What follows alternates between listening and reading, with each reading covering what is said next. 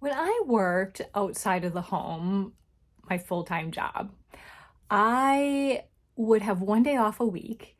And during the week, I would think to myself, I'll do that on my day off. I'll do that on my day off too. And I would have a list of things to accomplish on my day off. And then my day off would come and it would go. And I would accomplish some things on my list, but not nearly as much as I thought I was going to. I would maybe out of 8 things that I thought I could accomplish, I accomplished 2.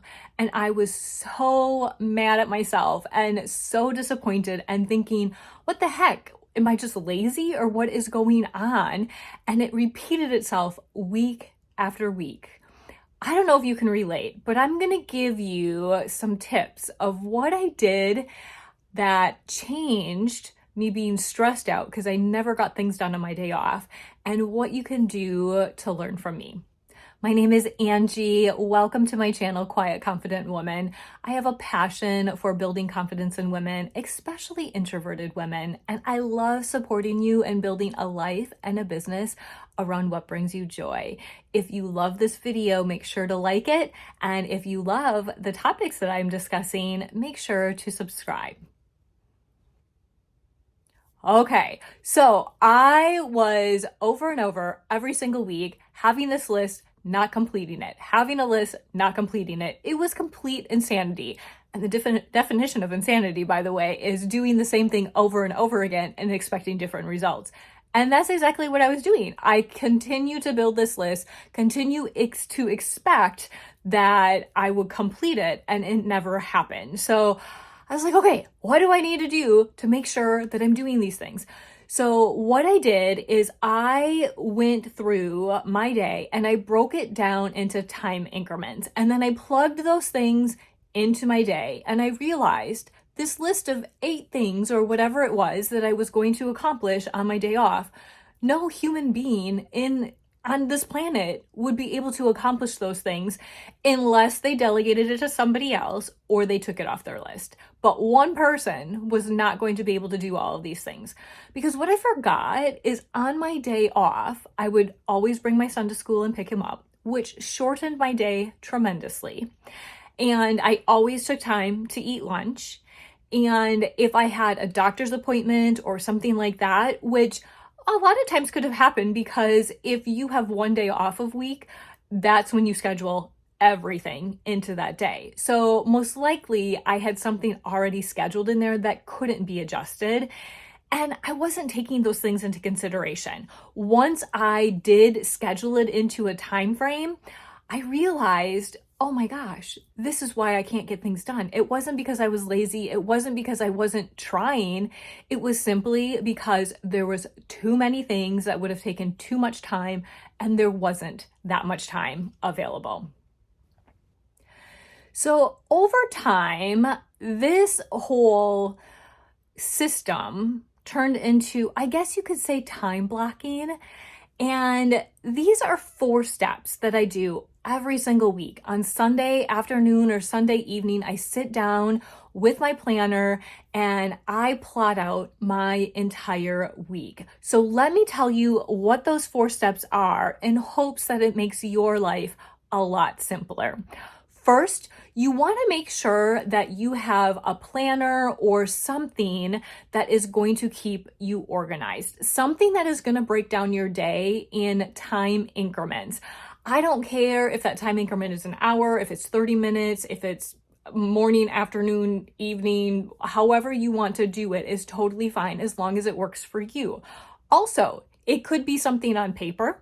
It could be something on a tablet. It could be designed by you and just tossed at the end of the week. It could be something designed by you and kept on a tablet and refer back to it every single week. However you want to do it, find a planner system that works for you. Now, I want to share with you the one that I use because I had been looking for something forever that would work for me and I couldn't find it. So just in case your personality is like mine, I want you to be set up for success.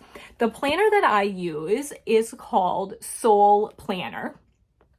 And it is a year planner. So there's some out there that are only 3-month increments. So if you're searching for one on the internet, make sure that you know if it's a quarterly planner or a year planner. And the inside is what I love. And this is for this week, and it breaks it down in half-hour increments for me. Now, I found half-hour increments worked the best for me. It may not for you, but I found there were some things that were going to only take half an hour, or there's some things that took an hour and a half that I didn't want to be so crowded and having to cram a whole bunch of things in an hour time frame or a 2-hour time frame. I wanted to have a little bit more space. The other thing that I really liked about this planner is that it went late enough in the day. Lots of planners started their day at 5 a.m. and ended at 5 p.m.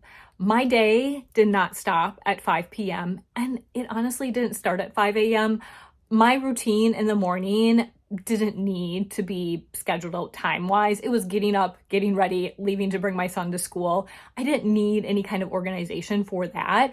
I needed it after he was at school until about 10 p.m. at night, and this planner allowed me to have that. So, first step, find a planner or some kind of a system that will allow you to keep track of the times each day throughout the week. So the second thing that I do is I create what's called a brain dump. It's a comprehensive list of things that I need to accomplish that week, and I write it all down. Like every single thing, whether it's laundry that needs to get done, something that I need to do for my business, something that I need to do for my son or my husband. If it's repetitive, that's okay. If I have to do it every single week, that's okay, because I want to make sure that it gets into my weekly plan. So write everything down. Now, a couple of things that may help you. One, if you work for yourself, a lot of times it kind of gets a little fuzzy. Like, you know what you need to do and you're like, I'll do that later. Make sure those things are on your list of things to do so they get entered into your plan for the week.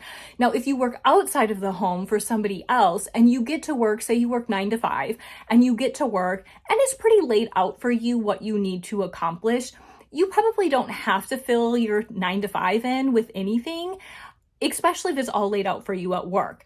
Now, if you think, you know what, as I'm doing this weekly plan for myself at home, it would be really nice to have this same thing at work to kind of keep me on task at work, even though I know different things that need to get done. To have it in like a time block would be really supportive.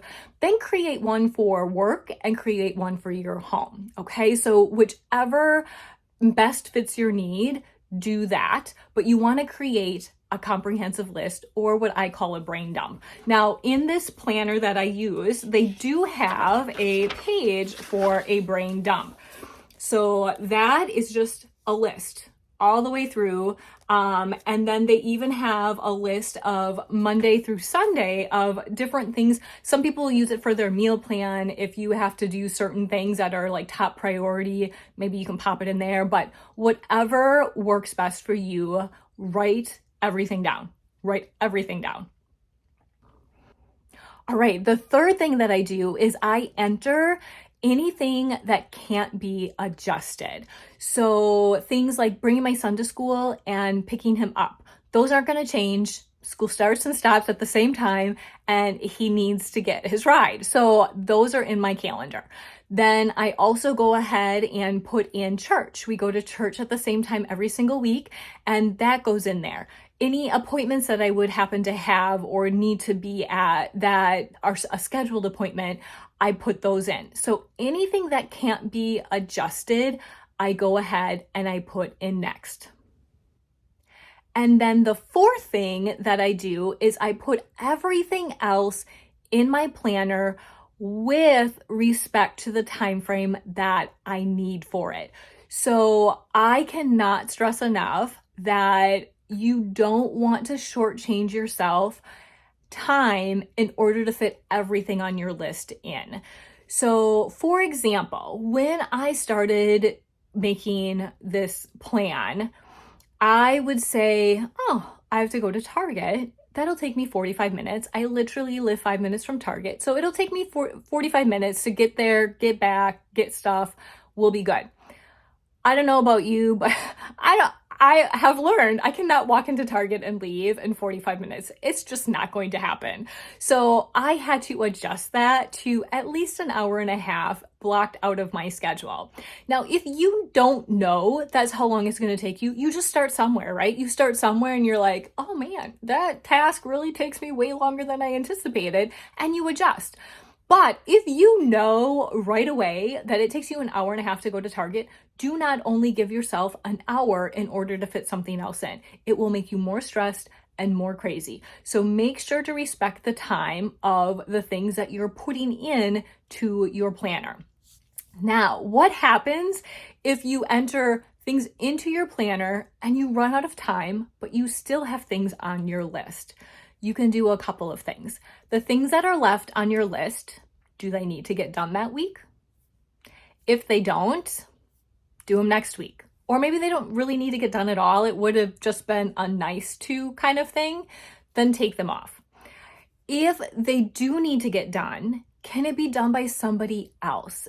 Can your husband, can your sister, can your children, can somebody else do whatever it is that needs to get done so it can get accomplished in that week, but maybe not just by you?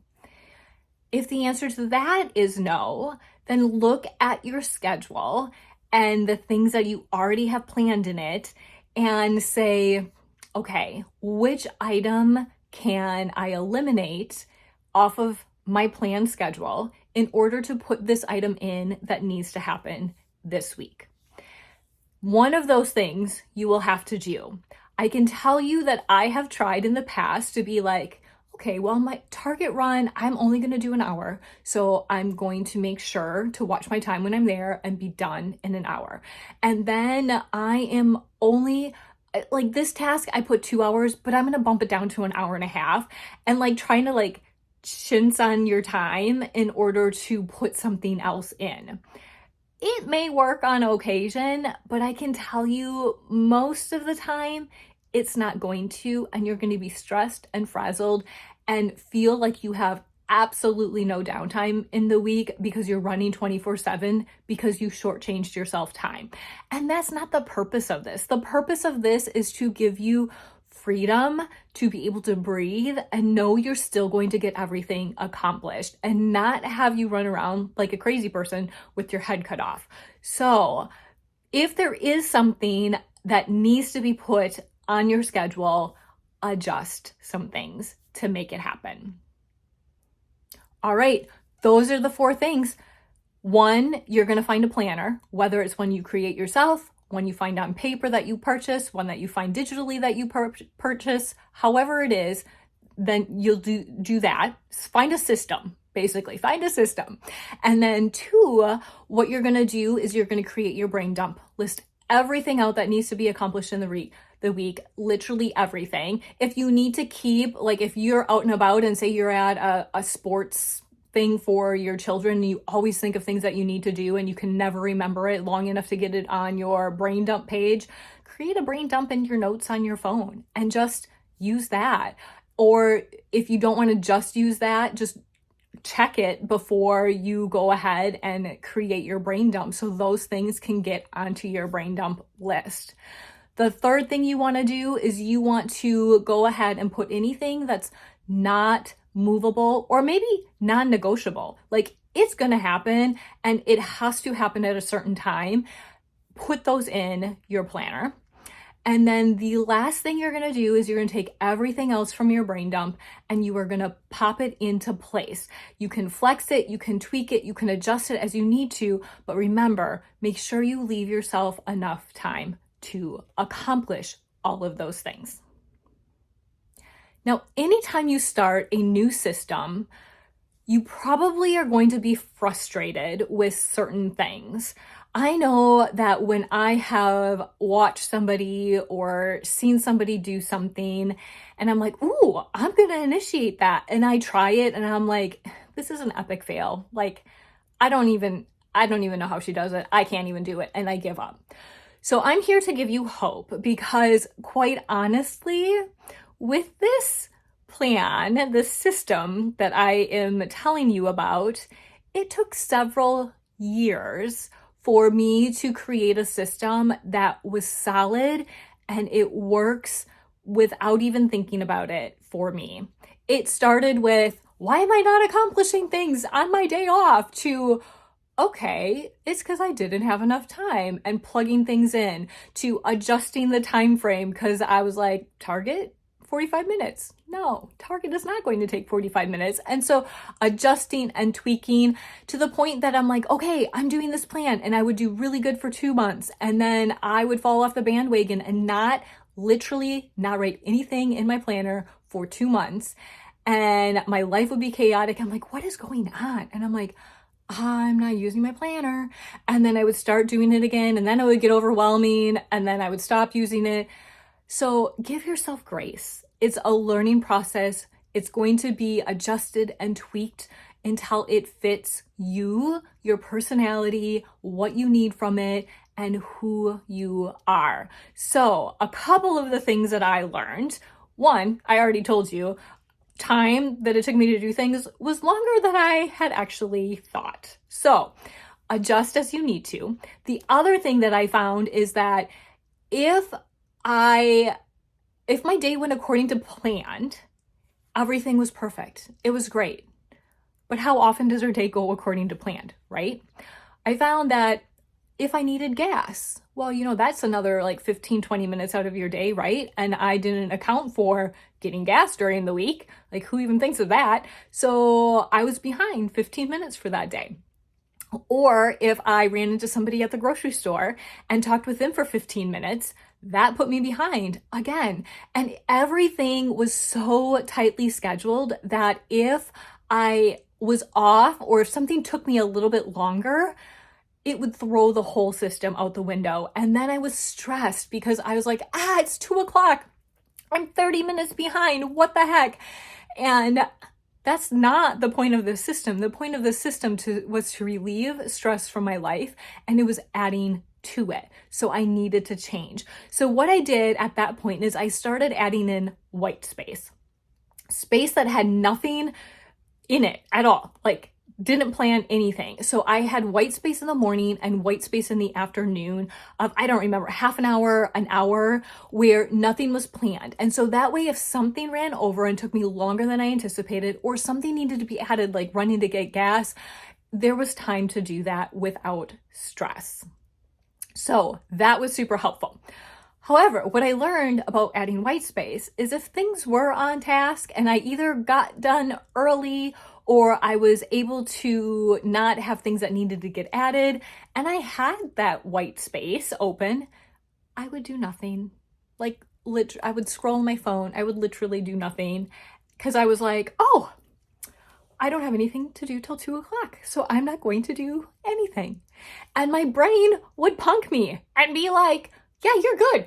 Just hang out. So instead of working on things that I could be working on, I was like, oh, I'm good. I'm just not going to do anything. And do we need downtime? Do we need self-care? Absolutely. And actually, that should be on your list for things that need to be accomplished for the week, of something for self-care. And if your white space is giving you 30 minutes of stress-free you time, whether it's read a book, go for a walk, just sit on your porch, whatever it is, then absolutely. But then I would say it's not white space, it's actually scheduling something. So keep that in mind. But this white space, my brain was punking me, couldn't have it. So what I did is I still needed that white space. However, I buffered it into extra time for the task that I had. So say now I give myself an hour and a half to go to Target because I thought it would only take me 45 minutes, but it truly takes me an hour and a half. So I would go ahead and give myself 2 hours. A little extra time, right? Or maybe there's something, maybe I have 5 items that I feel like I could accomplish in an hour, but I'm going to give myself an hour and a half because that's going to give me a little buffered time. So in my brain, that works better. And for whatever reason, even though I get done early with some things, even though that can happen, it wasn't like, oh, I have nothing going on until this time. It was like, oh, well, I completed that thing. I don't have any open space, but now I'm going to go ahead and work on something else. So I don't know. Do you? My brain punked me when I had open space because it thought truly like I had nothing to do. Not the case. Okay, the other thing is if there are things on your list, so maybe it couldn't get fit into your week and you're like, well, if it has to go to next week, it has to go next week. It's just not going to fit into this week. What I did is I created a list just on the side of my planner that would be things to do if I got done early with something, like if it could be fit in. So on here, it's this list right here. So if I get done early with something, I'll just glance at that list. Sometimes I'll work ahead, so I'll pull things from the next day that I could accomplish then, or from later in the day that I could bump up and do now. And that it just allows me to be able to stay on task for other things that I want to accomplish. I know that sometimes I'm thinking, shoot, I need to really do this. And then you get busy doing something and you have a free half hour and you're like, okay, I could work on something. What can I work on? And you like just go blank. You have no idea what you can work on, but you knew there was like 3 things that you could be doing. And for the life of you, can't remember it until now the time has passed, or you come across it later in the week and you're like, oh, I should have done that. So that's where if it's on kind of like a side list, I can pull from those things. So that's something else that I do. The other thing I do is I color code my schedule. In my planner, every person has a different color. So my husband has a color, I have a color. Actually, I have 2 colors. So I have one that is like the item cannot be movable. So any appointments or picking my son up from school, that kind of thing, it can't be movable. And then the other color I have is things that I need to accomplish. However, they can flex. So it doesn't have to necessarily be done at that time, but it just needs to get done. And that's the time that I allocated it. Now, the nice thing about the flex things is if I see something and I'm like, oh shoot, I really need to work on this now. I have like a great idea and I want to do that. I can just pop that into maybe something that I'm going to work on now. And then the thing that I was scheduled to work on now that could be flexed, I can just pop over into that time and flip flop those things around. So I color code things in order for me just to glance at it quick and help my brain just recognize who needs to be where, who's doing what, and that kind of thing. The other thing you can do is you can color code based on the activity. So if it's like a household item, maybe you have one color. If it is bringing kids to different places, maybe that's one color. If it's your meals, maybe that's one color. Maybe you have on the bottom of your day what you're having for a meal that day, and it's all in a set color. So it just jogs your mind as to what is going to be made. So you can adjust it however you want to, but the different colors allows my brain to figure out who is where. Also, it makes the page look pretty. And I'm not necessarily one that needs to have things like bright and colorful and pretty. However, for my planner, when it was all black and white, felt really to look at. And now with colored pens, it looks amazing. However, I make plenty of mistakes and things get adjusted every single week. So they're erasable colored pens and I love them. So that is the other thing that I had learned that made my life easier. Well, I hope that you learned something and found at least a little bit of something to take away to add into your own life to make it stress-free, or at least less stress, and be able to have a better system and just grow and build upon it. If you love this video, make sure to like it, subscribe also to the channel. And if you have any time management tips that have worked amazing for you and you want to share, pop that in the comment below. We love to learn from everyone. Why keep things to ourselves for things that have made life easier for us? Why not share them so everyone can have a more simplified life? All right, my friend, see you next time.